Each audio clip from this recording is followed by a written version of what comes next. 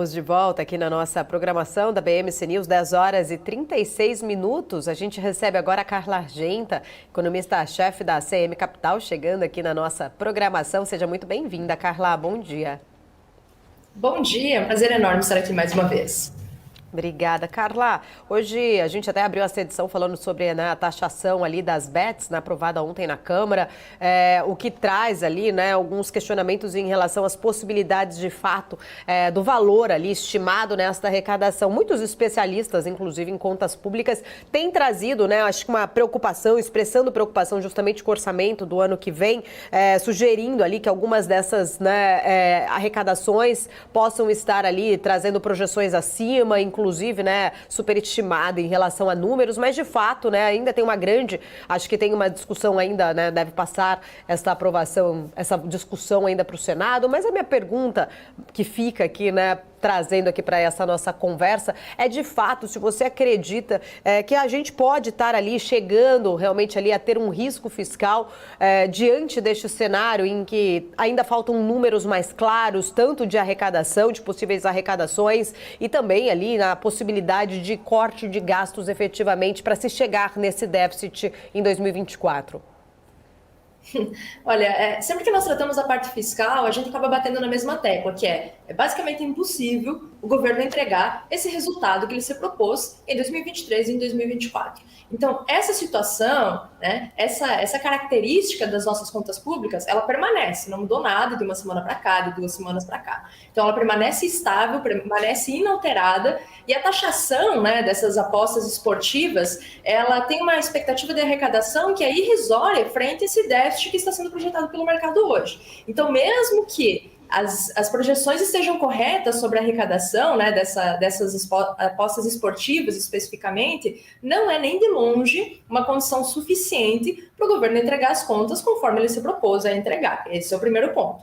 O segundo ponto é que no arcabouço fiscal, né, que agora já foi aprovado, plenamente aprovado, existe um pênalti, né, assim que é tratado dentro do mercado financeiro, um pênalti caso o governo não entregue esses dados como ele se comprometeu a entregar. Então, isso deve acontecer de fato, independente do tamanho, né, ou da distância que o governo ficará ao final do ano de 2023 do resultado que ele se propôs. Isso provavelmente vai acontecer e o governo vai arcar com essas regras que foram estabelecidas no início desse ano, quando ele escreveu esse arcabouço fiscal, quando ele escreveu essa nova regra fiscal e se propôs a entregar esses dados. Mas a situação, de forma alguma, é positiva e benéfica, e a implementação, né, dessa taxação sobre as apostas esportivas, ela não é suficiente para melhorar a situação das contas públicas, nem em 2023, nem em 2024. Oi, Carla, muito bom dia para você. Felipe Nascimento, sempre um prazer conversar contigo. Basicamente, o que a gente está percebendo é que anteriormente, né, existia a discussão sobre risco fiscal, porque não se sabia exatamente o que o governo faria para cumprir a meta. E agora o risco fiscal é porque o mercado entende que o que foi apresentado talvez não seja factível, né? Então, mudou um pouco a perspectiva, mas o risco fiscal continua, né? Mudou o motivo, mas o risco continua? O risco continua, o risco é exatamente o mesmo.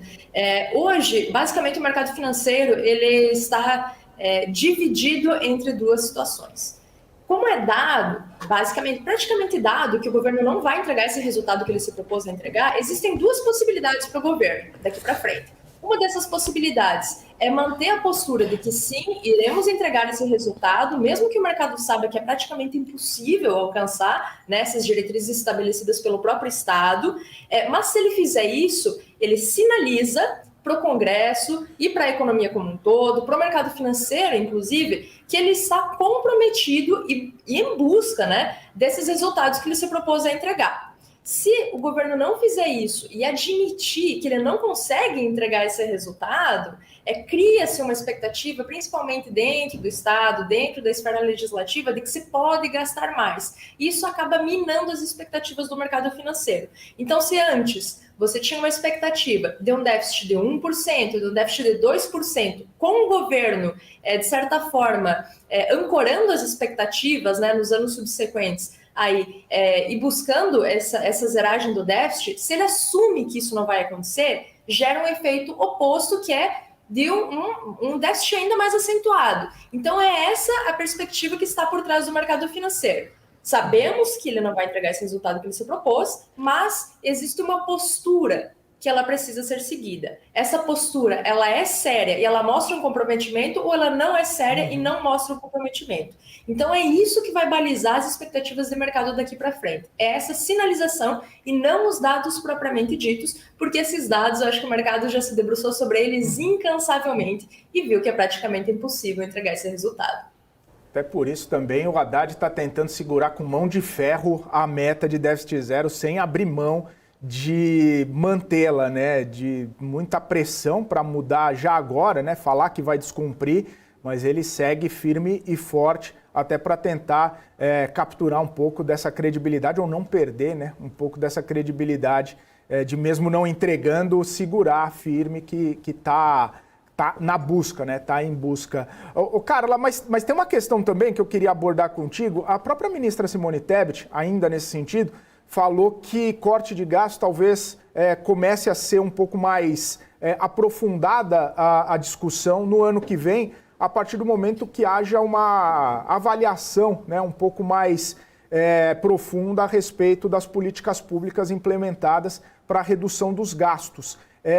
Que tipo de proposta, né, que tipo de avaliação, que tipo de argumento a ministra está buscando colher, né, com essas avaliações para colocar em discussão, para propor algum tipo de corte de gasto apenas no ano que vem e não necessariamente trazer essa discussão para esse ano, já que é muito importante, premente e o próprio mercado já tem pedido bastante essa discussão em paralelo com o aumento das receitas para arrefecer um pouco esse risco fiscal. O que a ministra busca? Quais os argumentos? Qual o foco, né? A gente fala de Estado, as contas elas são feitas no ano anterior, né? E esse orçamento ele vai ditar quanto vai ser gasto no ano subsequente. Então não faz sentido começar a cortar gastos ainda em 2023, sendo que esse orçamento foi feito lá em 2022. O que está sendo discutido nesse momento são justamente os gastos do ano de 2024. Então faz sentido levar essa discussão para frente. E aí,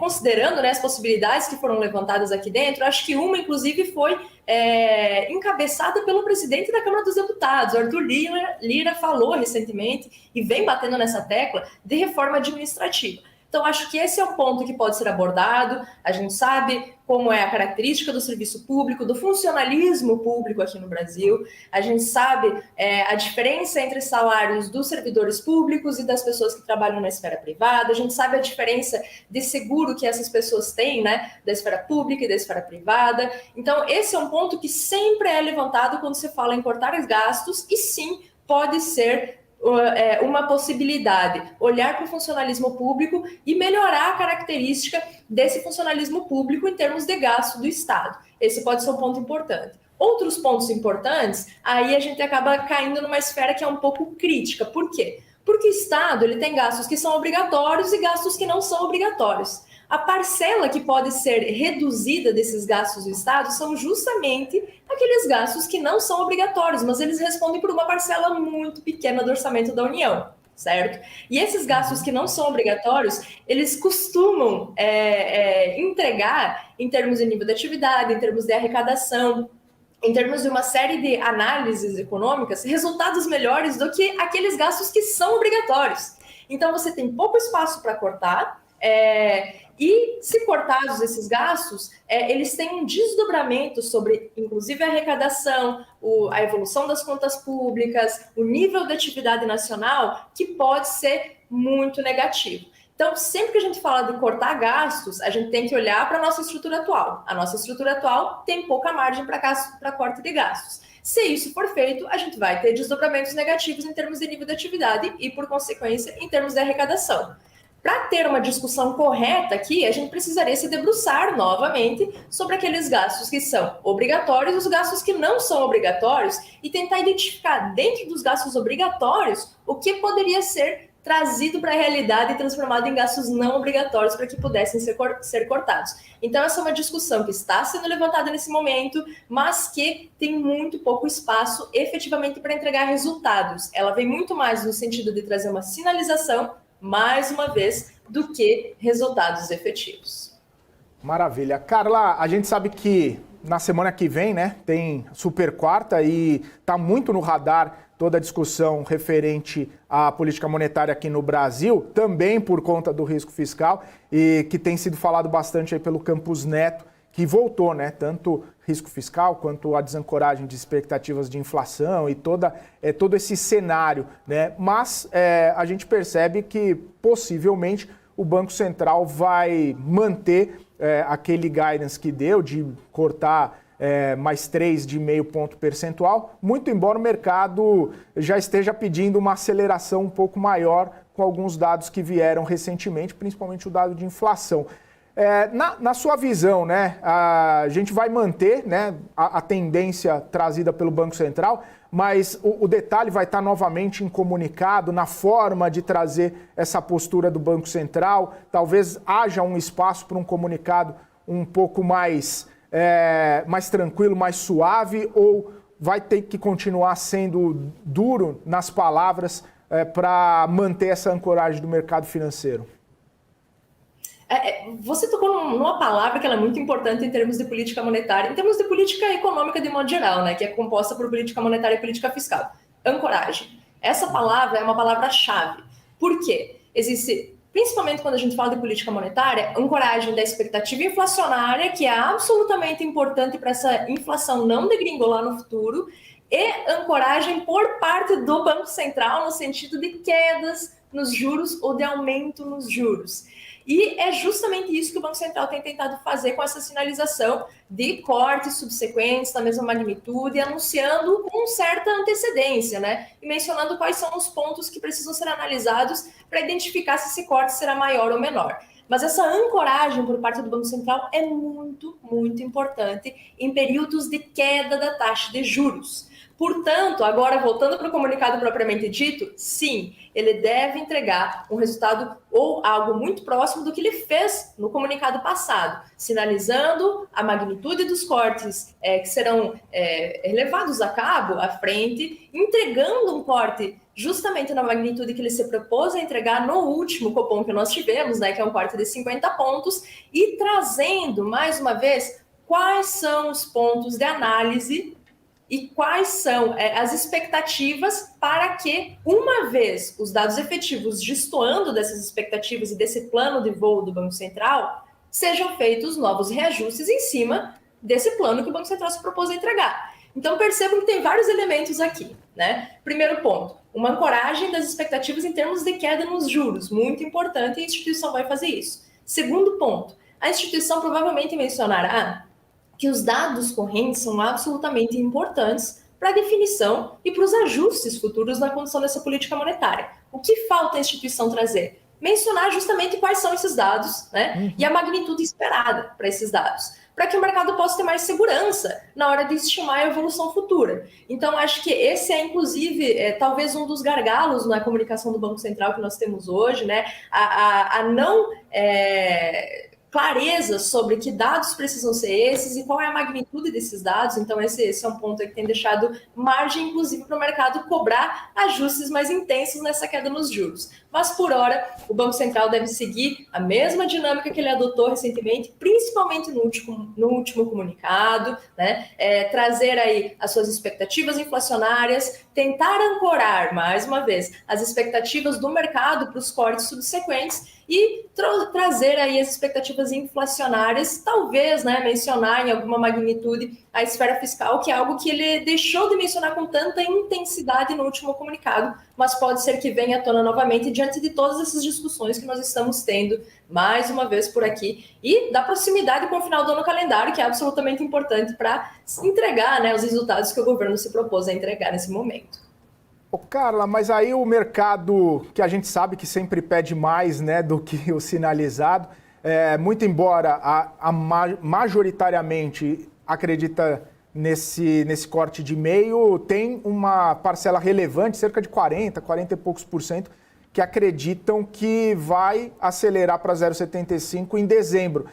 É possível, é provável, ou o mercado sempre pede mais do que pode se dar? É possível, é possível. Eu não colocaria na esfera do provável ainda, eu acho que eu estou justamente junto com a média do mercado, né? O possível está justamente nos 40%. Se fosse mais de 50% seria provável. Então é possível. Por que é possível? Porque a principal variável do controle do Banco Central, indiscutivelmente, é a inflação. A inflação, ela tem apresentado uma evolução muito positiva, principalmente para aquela parte da inflação que é muito cara para a condução da política monetária. No mercado financeiro, nós costumamos chamar isso de núcleo da inflação, que são aqueles itens que não sofrem os impactos dos choques que acontecem tanto domesticamente como na esfera internacional. Então, esse núcleo da inflação, que é majoritariamente composto por serviços e por bens industriais de alto valor agregado, apresenta uma evolução absolutamente positiva nos meses recentes. Esses dados, eles abrem margem, né, eles dão uma certa margem aí para uma política monetária, um corte nos juros um pouco mais intenso. Por quê? Porque o medo que você tem hoje, o receio que você tem hoje é que você tenha um repique inflacionário. Mas para você ter esse repique inflacionário, você precisa ter esses núcleos da inflação, que eu acabei de descrever aqui, com uma evolução um pouco mais deletéria. E não é isso que a gente está vendo. A gente está vendo cada vez uma evolução mais positiva. No entanto, o Banco Central já abarcou esse novo cenário de uma evolução mais positiva desses itens, que são caros para a condução da política monetária. Então, a gente precisaria ter choques e movimentos ainda mais positivos. Movimentos positivos já não são mais suficientes. Eles precisariam ser absolutamente positivos. E o que a gente tem daqui até o final do ano é um movimento, são expectativas que não corroboram esse cenário. Por que não corroboram esse cenário? Porque nós temos, sazonalmente, uma demanda muito maior nos meses do final do ano, por conta das festas, viagens, férias. Então, esse movimento gera uma inflação mais elevada. E também nós temos um fenômeno que ainda está sendo levantado pelo mercado e estudado a sua intensidade, que é o El Niño. O El Niño, ele tem um impacto muito expressivo sobre cerca de 20% do indicador, que são os alimentos. Então, a depender do impacto desse El Niño sobre a inflação futura, aí a gente tem, né, que pode ser um impacto negativo ou positivo, a depender desse impacto, a gente tem uma evolução aí que pode, mais uma vez, destoar, mas no sentido ruim, né, da condução da política, no sentido ruim inflacionário, né? Isso geraria uma situação em que fecha essa porta para ajustes mais intensos nessas quedas dos juros. Então, é basicamente essa situação. Por que não deve acontecer? Sazonalidade, primeiro ponto. E segundo ponto, nós temos aí ainda, que eu não mencionei aqui, mas é um ponto muito importante, uma expectativa para o horizonte relevante da política monetária, que é o ano de 2024 e 2025, que não está exatamente na meta de inflação, né? E expectativas, como eu mencionei aqui, é a palavra-chave de condução de políticas econômicas. Essa expectativa mais elevada, né, para a inflação de 2024 e 2025, evita que o Banco Central consiga reduzir esses juros de forma muito expressiva. A gente precisaria ver uma conversão, né, dessa expectativa inflacionária de 2024 e 2025 para patamares mais baixos. Então, seria praticamente uma tempestade perfeita, no sentido de que haveria queda nas expectativas inflacionárias de longo prazo e haveria um movimento de surpresas absolutas inflacionárias no curto prazo. Isso não está próximo de acontecer na nossa visão e, por isso, é um cenário possível, mas não é um cenário provável a aceleração desses cortes, principalmente em dezembro.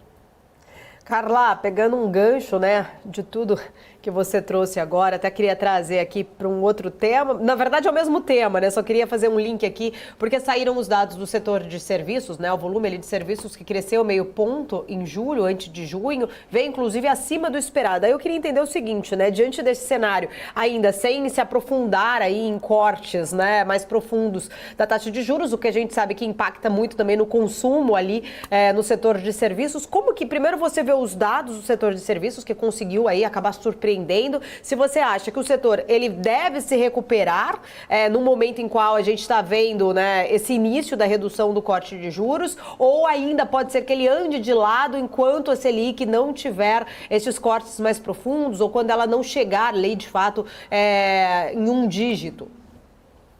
Claro.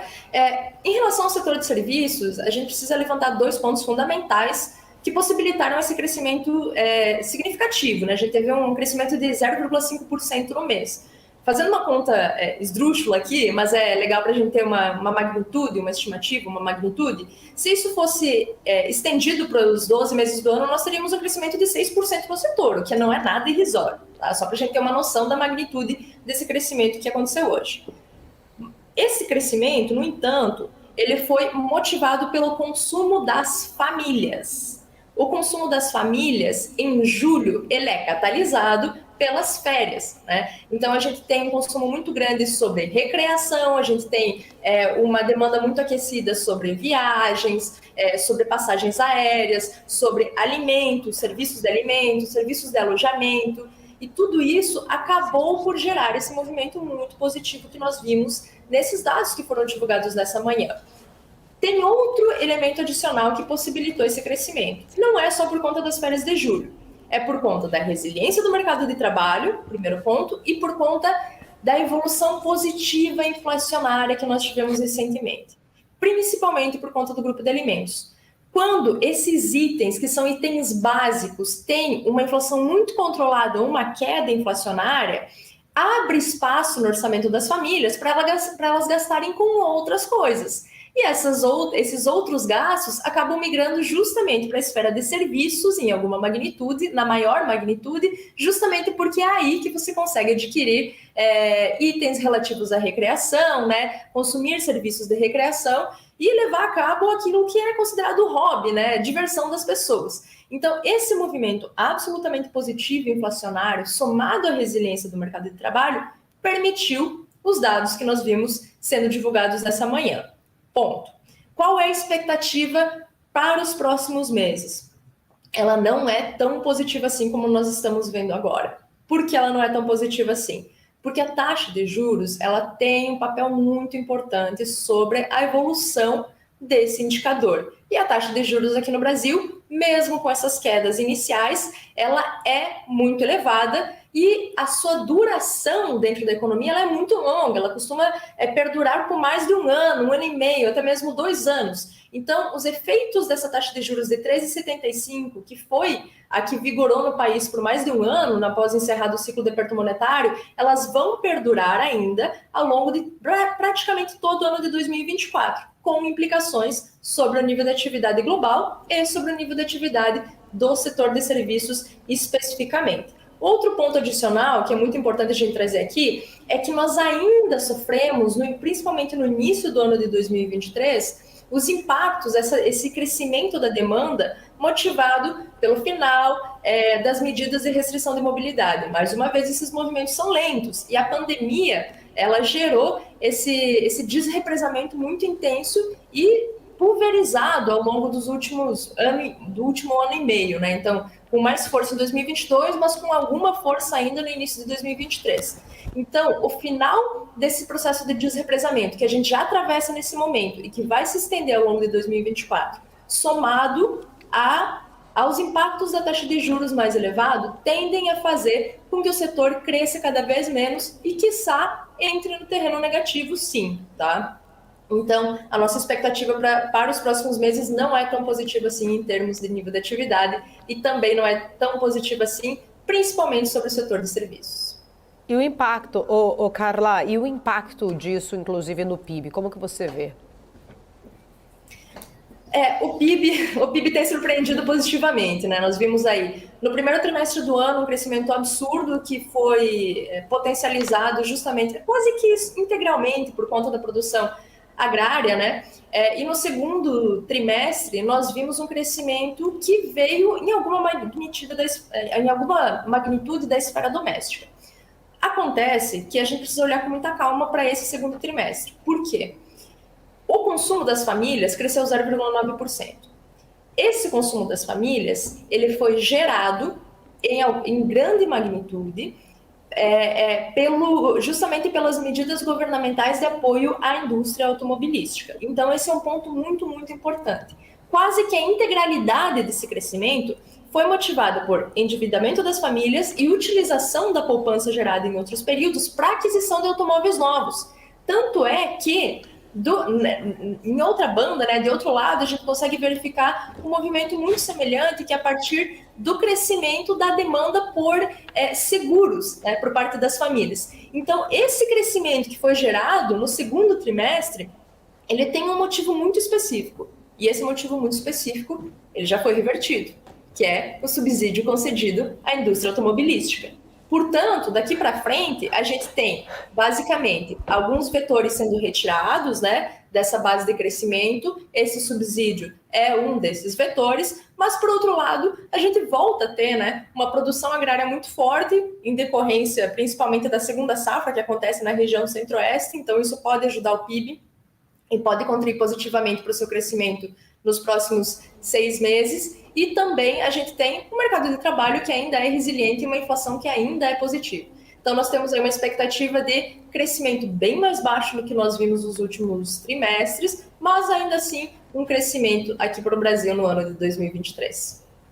Inclusive, Carla, até estava lendo, né, uma entrevista do economista Afonso Celso Pastore, que é economista e ex-presidente do Banco Central, falando justamente, né, na leitura dele, que ele acredita que esse PIB especificamente, né, foi muito ali, a gente viu mais impulsionado justamente pelos gastos ali do governo, o que na visão dele pode ser que contraia ali, né, retraia, na verdade, um pouco, e ele não acredita aí num PIB nesse crescimento do PIB, que ele não se sustente da forma como estava, né? Você trouxe a sua leitura também. Eu até queria entender um pouco mais, né? Caso realmente, de fato, não tenha esse crescimento ou, enfim, né? A gente veja aí uma retração, né, nesse crescimento que não se sustentaria, quais são as consequências, na verdade, que você acha que isso pode acabar gerando, né? Se tivermos aí, de fato, essa desaceleração em 2024, isso pode acabar trazendo, de repente, né, novamente ali, essa desancoragem tanto do fiscal e do monetário diante, na verdade, fiscal e monetário não,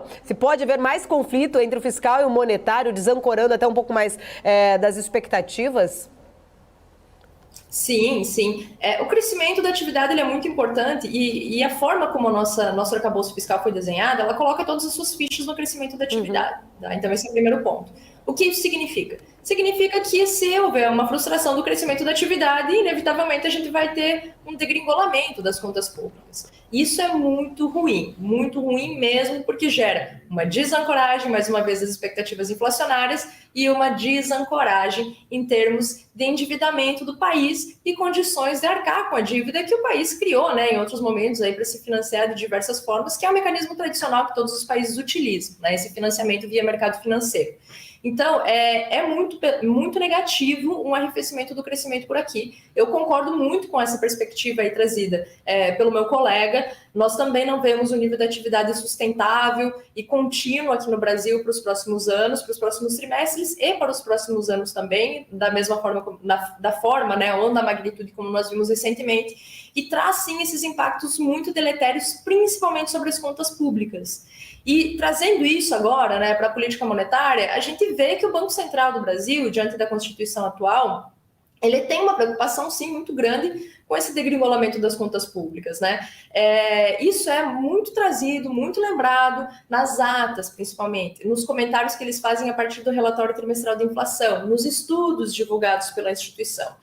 Então, esse degringolamento fiscal, se efetivamente acontecer por conta de um crescimento menor da atividade e, consequentemente, uma arrecadação menor, né, por parte do Estado, a gente vai ter, inevitavelmente, uma parcimônia maior do Banco Central no sentido de conduzir a sua política monetária. Isso pode implicar em juros mais elevados ao final do ciclo de aperto monetário ou numa redução, né, do ritmo desse corte de juros ainda ao longo desse ciclo. Quero agradecer, muito obrigada por estar aqui com a gente. Volte sempre.